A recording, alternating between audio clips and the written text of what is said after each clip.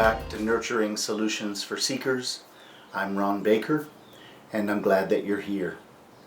Today we're going to talk about one of the three most detrimental energies that we typically carry around in our lives day after day after day.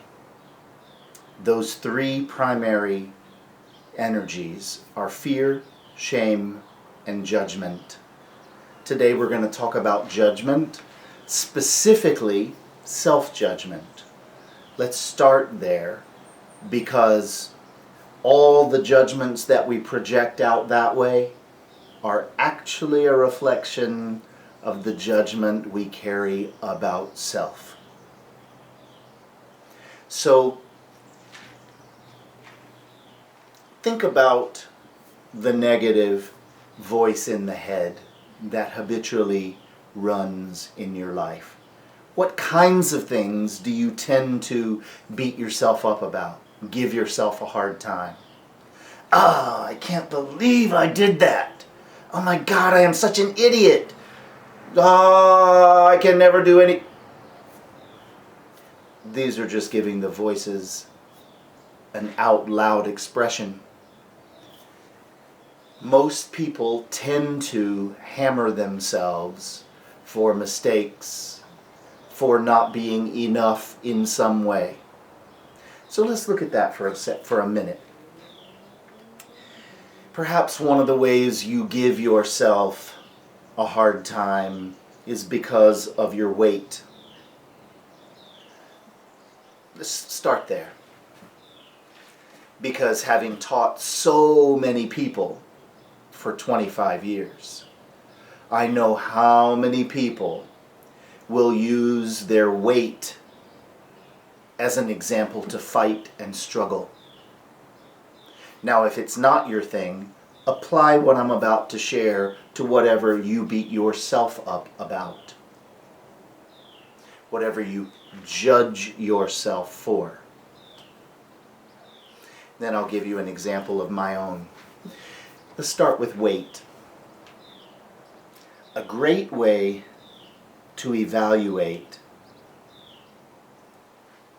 whether you're treating yourself well or not. Think of 3 people whom you love. 3 people you truly care about.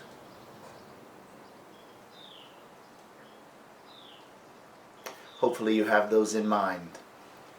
Now I'd like you to evaluate, do you care deeply about those people because they have a certain waist size? Do you deeply value them because you know that they weigh between this amount and this amount? Would you stop caring and valuing those people if they gained some weight or lost some weight? Do you even care for the most part about their weight, unless it's someone who has a weight issue and you're concerned about their health? That's a whole different thing. But let's go back to the beginning of that inventory. I've asked this question hundreds of times. Not one person has said, oh yes, I care about those people because they have a 32-inch waist if you're a man, and blah blah blah.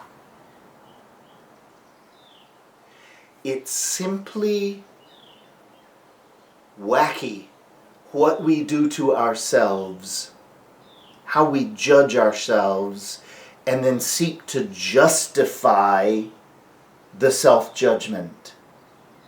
Oh, I'd be lovable if only. Well, if there's a part of you capable of loving those 3 people you named, regardless of their waist size or any other random thing that you would judge about your own physicality, if you're capable of loving them, you're capable of loving you in the same way. So Goodness, as with all things, I want to give you 5 or 10 layers here. But let's just keep it simple. Next time you go to judge yourself, interrupt and go, let me think of those people I love. How would I treat them? I would not treat them this way. Most of the time is the answer. Well, let me treat myself the way I would treat other people where this is concerned. You see, the bottom line is we have a whole lot of myths that we carry around that come from the initial misunderstandings of our lives. As a matter of fact, 95% of the programming in the nervous system comes from the first 7 or 8 years of our lives. And then we do more evolved iterations of those limited approaches, those limited myths, those limited beliefs, those limited fears, and we turn them into judgments and negative beliefs. So, ask yourself, am I willing to treat myself this way when I could treat other people better than this? And then you might do a moment of self-acknowledgement or apologizing to self for treating yourself this way. One way or another, we need to begin to become aware of how self-judgment has played a wacky part in our lives, justifying myths. I think I'm about out of time. I would love to keep adding layer after layer. So do this initial inventory. And if you want next steps, let me know.